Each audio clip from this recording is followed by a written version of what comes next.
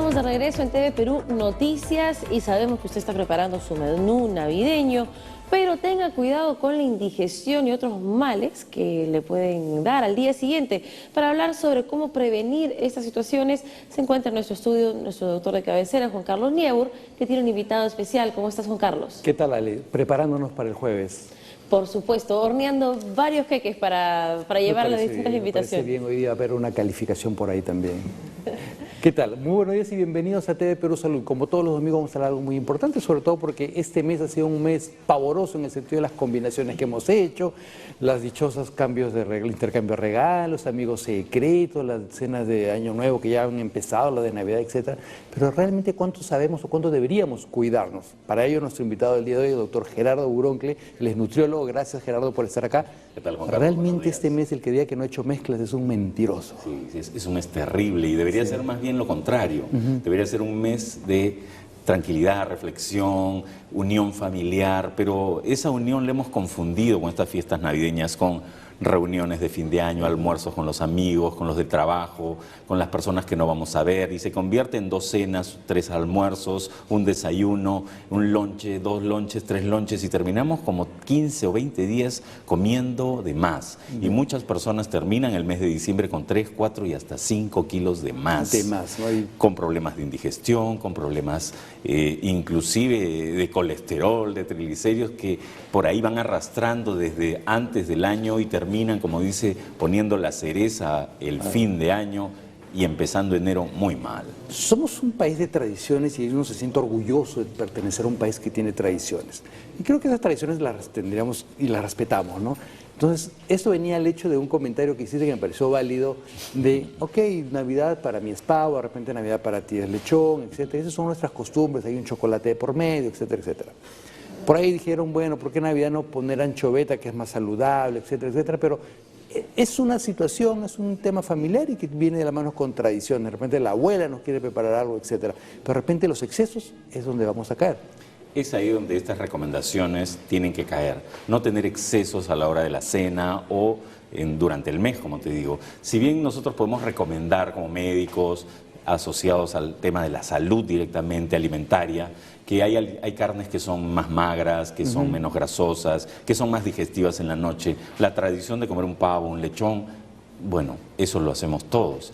Lo que tenemos que hacer es evitar algunas cosas y son ese exceso en la cena, por ejemplo, que tenemos de Navidad, en donde muchas personas preparan pavo, lechón, 5 ensaladas, 5 arroces, un postre, chocolate, panetón y todo junto. Exacto. Eso es un exceso alimentario, porque al final de lo que se trata es de tener una cena familiar, una cena más, que quizás es una de las más importantes durante el año, pero de lo que se trata es de compartir algo que es más que el tema alimentario, lógicamente, y cuidarnos un poquito. Claro, compartir la cena más tener con muchas digestivo, recomendaciones, ¿no? Para que esa cena sea algo realmente agradable. Cenar temprano, que es lo que siempre recomendamos a todas las familias. ¿Por qué? Si te das cuenta, es una reunión familiar en donde siempre está el abuelito y siempre están los niños. Son las 2 edades que más cuidamos la alimentación. Una persona de la tercera edad no puede comer muy tarde y un niño tampoco puede trasnocharse para comer. Es válido que a partir de las 9 de la noche por ahí vayan picando algo para esperar la cena. Muchas familias hacen ello. Sí, muchos esperan las 12. La recomendación más grande es no cenar muy tarde, hacerlo lo antes posible, 9, 10 de la noche, porque bueno, es una cena en realidad, pero si podemos hacerlo mucho más temprano, muchas personas han cambiado esa tradición de esperar las 12 por comer antes y les ha ido mucho mejor.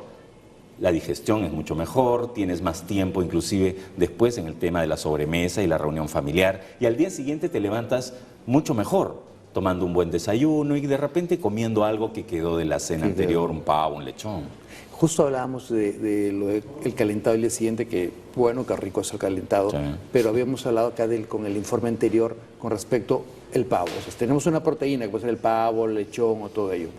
Lo más saludable es comprar este pavo que esté duro, congelado. Congelado. Cuando tenemos la cadena de frío inmediatamente seguida, es decir, el animal muere, se congela a cierta temperatura, bajo cero. Ese valor, no solo nutricional, el valor de la proteína, y todo se corta, así como el tema de la contaminación, las bacterias que se pueden reproducir después de haber muerto el pavo, el lechón. Entonces, eso sí se corta y con frío inclusive las bacterias mueren. Es mantener ello, no es que se descongele y después volver a congelarlo, eso es un daño tremendo. Directamente llevarlo a la casa, refrigerarlo y de ahí sacarlo y esperar más o menos entre 24 a 30 horas para que se descongele espontáneamente, no obligarlo. Descongelarlo, porque muchas familias lo descongelan dentro del agua. ¿Es válido? No. Es preferible ponerlo al medio ambiente y que se descongele de a poco. Y de ahí ya cuando prepararlo. Más o menos el 50% del ave ya se ha descongelado, recién es cuestión de ponerlo en el agua para ayudar al proceso de descongelamiento. Veíamos ahí también en el informe, y es algo que también se da mucho durante todo el año, pero en esta época más, porque de repente me dan una canasta, estoy cargando mi canasta y hay enlatados. Los enlatados se golpean, a veces se doblan, etcétera. ¿Qué tan peligroso es consumir un enlatado, de sea un atún, un durazno, piñas que vienen en lata, que esté chancado?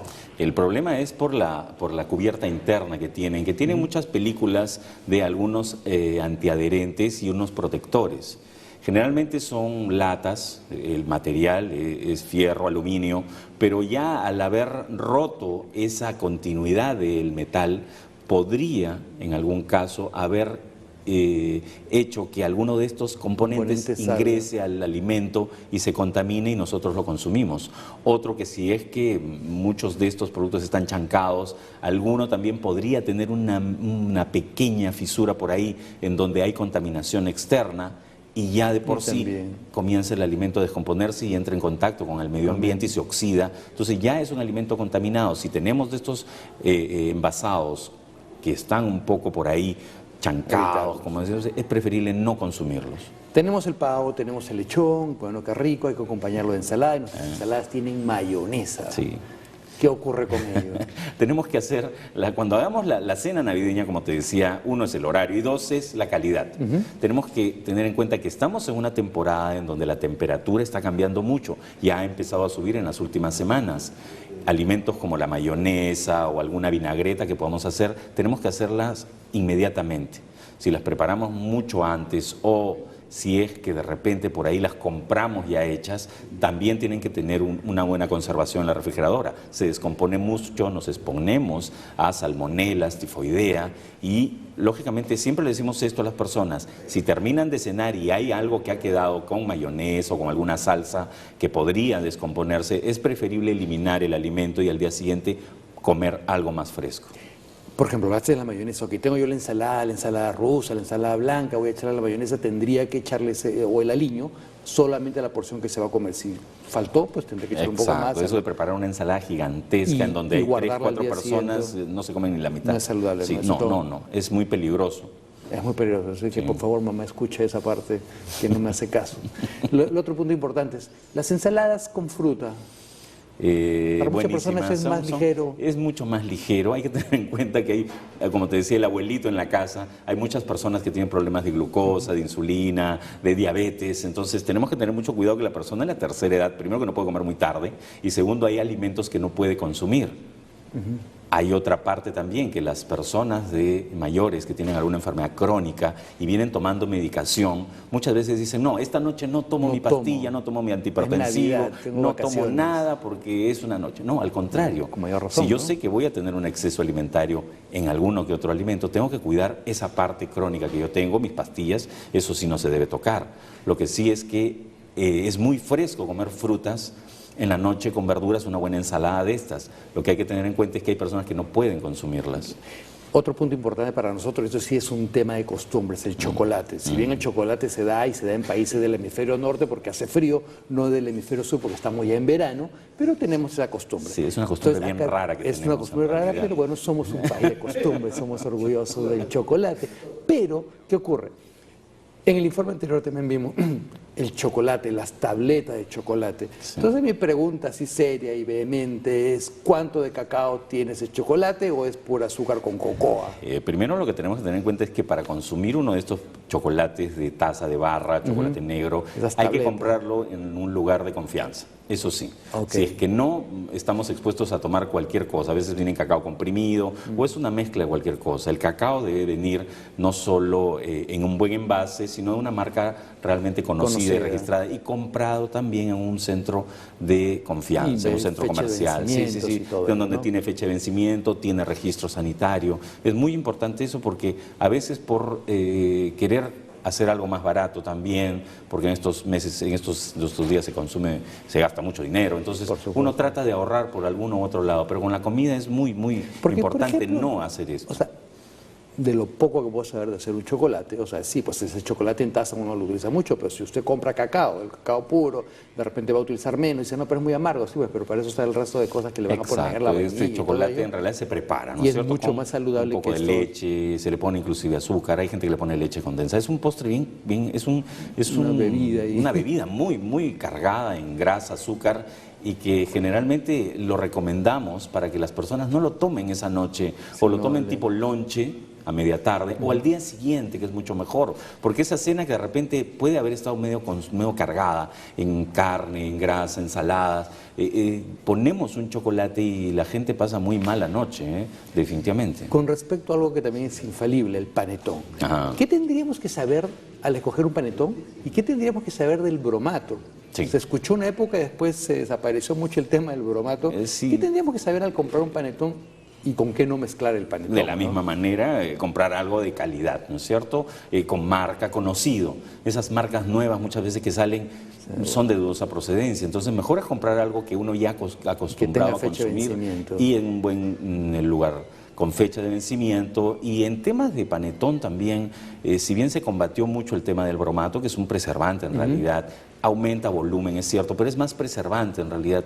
Por eso es que mucho se abusaba de ello en temas de pan, en temas de bizcochos, en temas del panetón, para que este producto dure muchos meses en el mercado. El problema es que sí se determinó que es un poco tóxico en tema de salud, por eso se rebajaron las cantidades e inclusive en algunos ya hasta se ha suprimido, como en algunos panes. Ponerle mantequillita, bueno, es rico, panetón con mantequilla. Sí, es muy pero agradable. ¿Cuál es el daño de todo ello? Las calorías, en realidad. ¿No? Le sumamos muchas calorías. No es que sea malo, por eso digo, pero si comemos, como se dice, con orden, tenemos una cena navideña, tenemos un lonche navideño, un almuerzo navideño al día siguiente, no lo hacemos todo junto. Podemos ordenar un poco nuestros horarios, la calidad, la cantidad de grasa que podemos comer, coger una mejor carne y disfrutar eso, un buen momento. Una cena de Navidad, con todo lo que comemos y mezclamos, ¿tendría que tener un postre? Por costumbre sí, que tendría que ser algo ligero, no necesariamente el panetón. Ojo, porque es un poco grasoso con el chocolate, eso lo asociamos. Lo ideal sería comer algo un poco más fresco. Como una recomendación muy dietética es comer algo de fruta, estos mismos envases, conservas de frutas, de duraznos, o hacer un postre casero de repente, que sería mucho mejor, en donde nos aseguramos que no tiene tanta azúcar industrializada, sobre todo los postres industrializados tienen jarabe de maíz, acuérdate que es muy azucarado, muy engordante. Probablemente no un arroz con leche. No es muy recomendable, pero de repente podemos hacer esas galletitas típicas que podemos con los chicos compartir también y podemos incluirlas, cosa que también hacemos esta parte un poco más familiar, más linda y menos engordante también. Ok, muchas gracias Gerardo, realmente interesante hablar de eso y bueno, porque son nuestras costumbres y tenemos que aceptarlas, pero la idea es ir aprendiendo qué mezclar con qué y evitar los excesos, ¿no? Y recordemos que la cena es muy importante, los juguetes son muy importantes, pero lo importante de la Navidad es compartir con la familia, con los seres queridos, conversar, pasar ese momento importante, así que vamos ahora a un corte y no se olvide que una feliz Navidad para usted, pásela con familia, diviértase y disfrute de la familia. Vamos a un corte.